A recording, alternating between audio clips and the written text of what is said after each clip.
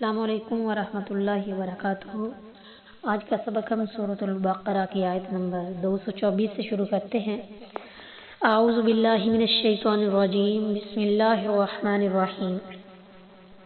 ولا تجعلوا اللہ، اور نہ بناؤ تم اللہ تعالیٰ کو عرضۃ لیمانکم، نشانہ اپنی قسموں کے لیے، ان تبروا، یہ کہ تم حسن سلوک کرو، وتتقوا، اور پرہیزگاری کرو، وتصلحوا، اور صلح کراؤ، بین الناس، لوگوں کے درمیان، واللہ، اور اللہ تعالیٰ، سمیع، سننے والا ہے، علیم، جاننے والا۔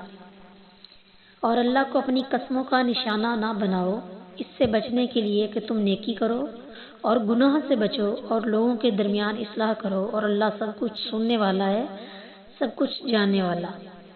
بعض لوگ غصے میں آ کر کسی نیک کام کے نہ کرنے کی قسم کھا لیتے ہیں اور پھر اس قسم کو نیکی سے باز رہنے کے لیے آڑ بنا لیتے ہیں۔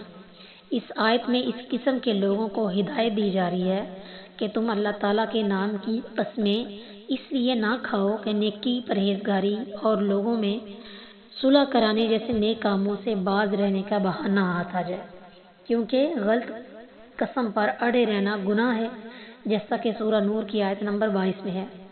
رسول اللہ صلی اللہ علیہ وسلم نے عبد الرحمن بن سمرہ رضی اللہ تعالیٰ عنہ سے فرمایا، جب تم کسی بات پر قسم کھا لو، پھر دیکھو کہ دوسرا کام اس سے بہتر ہے تو اپنی قسم کا کفارہ دے دو اور وہ کام کرو جو بہتر ہے۔